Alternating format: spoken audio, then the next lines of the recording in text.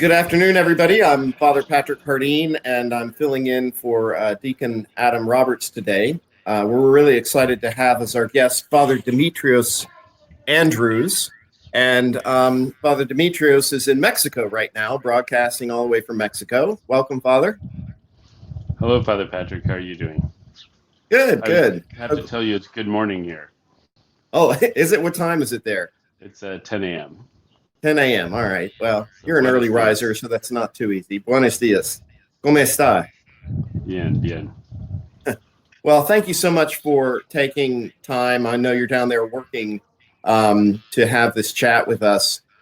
Before we start talking a little bit about your involvement with Project Mexico, why don't you give us a little introduction about yourself and you're recently ordained, where you serve, where you live, and some of the ministry that you're involved in. So I was ordained a deacon last June, over a year ago, to the priesthood in January. And I was ordained at St. Columba Church in Lafayette, Colorado, by His Grace Bishop John of Dollarhigh.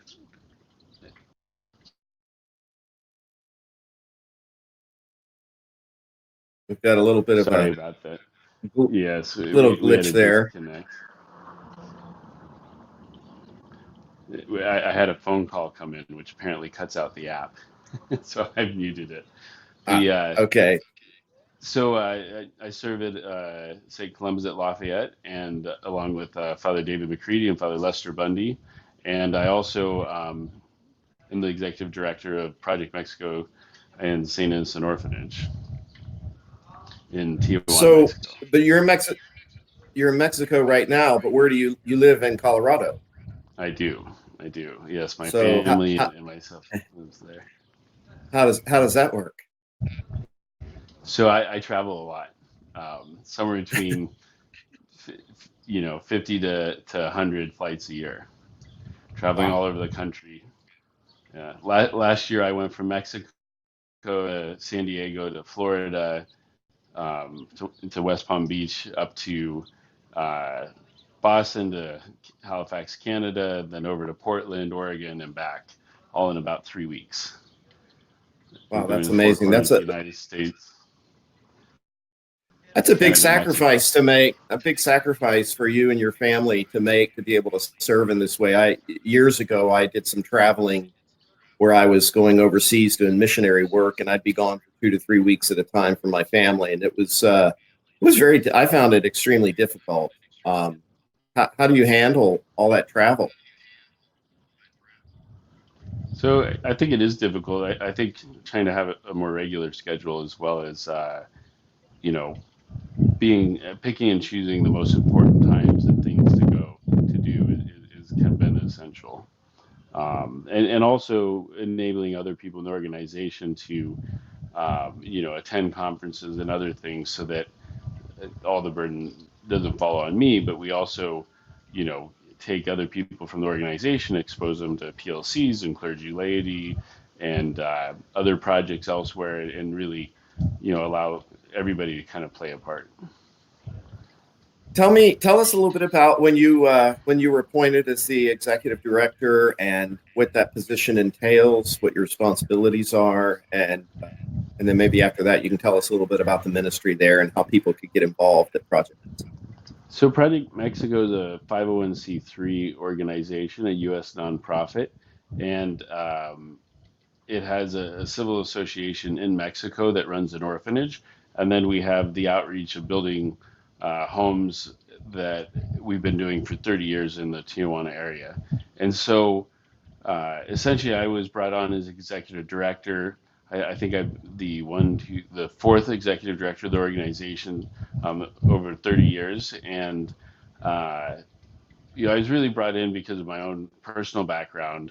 One, I wanted to work within the context of the church and serving Orthodoxy, and doing humanitarian work and outreach. But I also have a construction background, a finance and business background, as well as an international operation and legal background that was, I would say, even necessary to do the job job of executive director. So executive director is in charge of all operations, all financials, report as well as setting the vision and um, kind of outreach of the organ. Essentially, this the operation from day-to-day business to kind of long-term. And so, taking all the different experience I had prior to this, allowed me to try and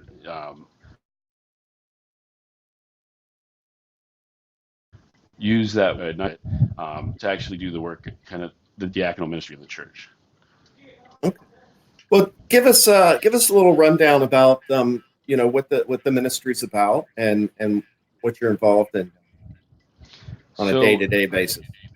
Project Mexico started as an outreach of Orthodox young people wanting to get involved in kind of the housing crisis in Tijuana, where 30 years ago people were living out of the landfill, they were homeless, they had shanty shelters. Um,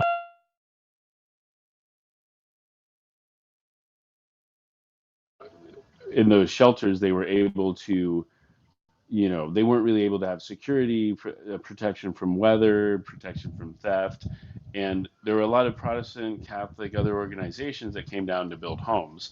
But there was no real way for Orthodox people in Southern California to get involved.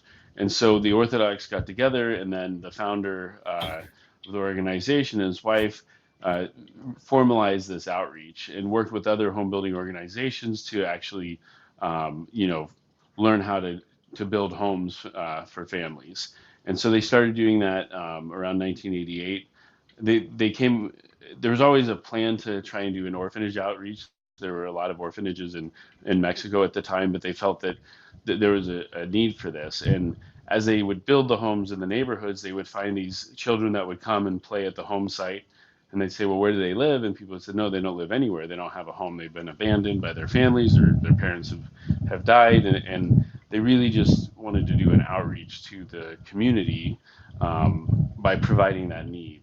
And so about 20 years ago, a little over 20 years ago, they started to work towards the goal of having an orphanage, acquiring land, being registered with the Mexican government as an official orphanage, and through the blessings of a bishop coming and bringing a relic of Saint Innocent, it really kind of finally set the good work in motion to begin the orphanage side. And so over the last 30 years, we've been building homes, but with volunteers from America, from Canada, from Russia, from all over. And we've also been simultaneously using that to support and benefit and to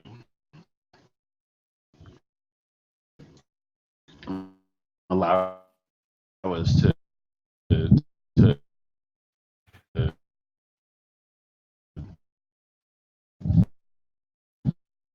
Get a little have glitch here. an orphanage here in Tijuana. We've got a little hiccup, I think, in our connection. So the ministry there really Can you has. hear me okay? Yeah, there you are. So the ministry really has two prongs. You've got the home building aspect, and then you've got the orphanage. Looks like we've got a little hiccup here with our connection. Let's give him a minute. There you are. Okay, great. So I would say there's actually a third prong to that ministry. It's actually the outreach and allowing people to get involved in uh, helping others and in encountering their neighbor. And sometimes we live, with the neighbors in need in our home communities. And I know, for instance, there's a lot of people, surrounding your parish that have become elderly, their roof is leaking, and they're your neighbor next door, but you don't know that they're in need. And a lot of groups, they'll come here to Mexico and they'll see kind of a stark contrast. They'll meet a family, they'll work with them all week building a home, and they really make this connection that enables them when they return home to start to see who's my neighbor around me. One of Right. our volunteer coordinator, after coming down here and working with groups and families, one day realized, I have this neighbor next door that I say hi to every day, but I actually don't. One day they weren't there, and I started to think, did something happen? Like, am I really being their neighbor? Am I connected to them? Are they part of my community? Am I looking out for them? And I know that your youth group has done some ministry in their local area, reaching out to families in need, and doing construction projects like we do here in their own community. And I think one of the goals and one of the prongs is teaching people that come down here for a week of ministry to go back and challenging them to what are you going to do the other 51 weeks of the year when you're back Sure. home, and how do And, you turn the service learning that you do here into you know being a good Christian and caring for our neighbor back home. well, and I've heard many reports from people who have gone down for a week or 2 weeks. How long do they typically come for? They typically come for 7 days, and Hmm. usually there's a Sunday involved where we have a day of rest, we have liturgy, some fun activities. But Right. essentially, they arrive, and over 4 days they build a home, have a day. Uh-huh. Okay. Looks like we lost JP altogether here for a moment. Well, let's give him a few minutes to pop back in. In the meantime, I can share a little bit of our experience. We've talked to a lot of people who have been involved at Project Mexico. And what JP was pointing out was they have the orphanage there where they care for the boys, which is an amazing ministry, really. And there's an Orthodox priest there. There's a whole community, and these are orphaned boys who they take in. They have no families, and they're schooled and raised and cared for, and that is their family. And the priest and his wife are there, and there's a staff, and they have services, and they bring them into the faith and the church, and give them a new, really a new start in life. And it's a tremendous ministry going on. Alongside of that is the home building project. So they teams come in from all over the world, really. Usually for about a week at a time, a team will come in, and the staff organizes everything. They get the building materials, set everything up. The team comes in, and they live there in the evenings at the orphanage. But during the day, they go out and they'll build and construct a home, and they've got it down to a science to where they can build a very nice home in about 4 days. And then they interview and vet people who's going to receive the home, and then the people that are given the home, they finish off the interior of the home. Sorry about that. But what JP was pointing out, and which I can attest to, is that the teams that go down, this is a whole nother aspect of the ministry. It's not just about building the home, but these teams are impacted by this experience in a life-changing way. Many times I've heard many testimonies about how people feel like it's really changed their whole life to be involved in this kind of a project. And they come home from Mexico after having done this, and very often they're very inspired to look for ways that they can reach out to the poor and those in need in their own communities, and generate some sort of benevolent ministry in their own church, and begin to look outside of their themselves and take care of the needs of others. We had a team from St. Patrick's. I'm the pastor of St. Patrick's in Healdton, Virginia. We had a team go down this past year of youth, and fairly sizable team. And they came back truly transformed. They gave a presentation, a slide show presentation at the church after liturgy on a Sunday, and people were just in tears. And they were so touched by everything, and especially they were touched by how the youth had been changed by this experience. And so that's an incredibly positive impact that the ministry has on Christians, to help them in their charitable giving, even in their own homes. We have in our area, we have a consortium of churches and ministries that come together and identify problems in our area, needs for those who, like an elderly person whose roof is leaking or something like that. They need some work done around the house. And I live in Virginia here. Uh, this area that we're in is the most highest capita income, in the country.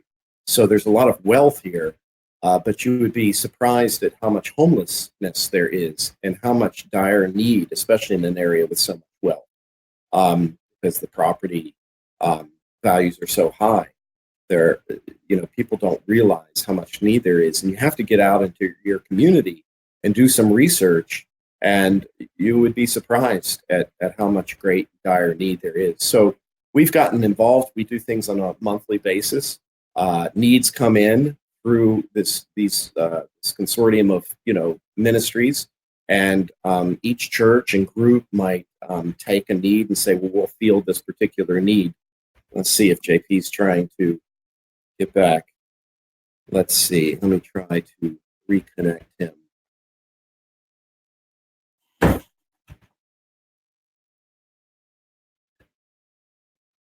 Okay, here we go. There, you're back. Can you hear me? I've been chatting a little bit. I don't know if you've seen what I've been saying about some of the ministry there.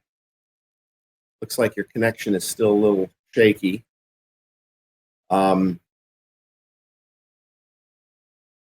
So the ministry is always looking for new people to get involved, and you can go on their website for Project Mexico, and it explains how you would sign a group up or even an individual, how you can go down and participate, get involved, and I highly, highly recommend it.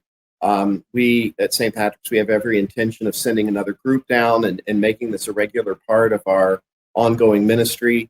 Not only is it valuable to those there in Mexico, but it's also valuable to our own people at St. Patrick's to helping them grow in their spiritual life as well. Also, Deacon Adam Roberts, who's the normal host of this show, has produced a wonderful documentary on the ministry there at Project Mexico. And if you do a search for that, I'm sure it's on the Project Mexico website. I'm sure you can find that, and watch that, and get more information. Maybe show it at your church to get people interested in the ministry there. Well, it looks like we have lost our guest. I said JP. I apologize for that. That's how I know Father Demetrios. We've known each other for quite a while, and that's his given name before he was ordained to the priesthood. So, but I think we've lost Father Demetrios unless he pops back in here. We really appreciate you joining us today to learn a little bit more about Project Mexico, and I hope that you will visit their website and see if you can get involved. Let's see, it might be. There we are. There you go. All right. Well, we've got a few minutes here before we need to sign off. Another five minutes or so we can go. But I've been talking a little bit about how we sent a group down and how impactful it was to our group, and how life-changing it's been for, as you were saying, this third prong of ministry, how this ministers to the workers coming down, the volunteers, and talking about how others maybe could go on the website and learn a little bit more and get involved. Yes, if you go to projectmexico.org, you can look at our different programs such as School Buddies, Santa's Helpers, Pantry Partners, but you can also go to our home building site and look at actual weeks. We are currently have up home building 2020 dates, and there's an incentive if you register now and pay in full. One of the things that we've done to enable parishes to in youth groups and college groups to attend is we've allowed them to do crowdfunding, so they can share a fundraising link via their social media and other avenues that can help them to very easily achieve the funding. And I spoke to a group that was saying, I wanted to go to on this trip. I shared it, and people want to help people help others. And I think people take that for granted. Why would anybody give me money? What they don't realize is that people want to participate. Like St. Innocent of Alaska created the Russian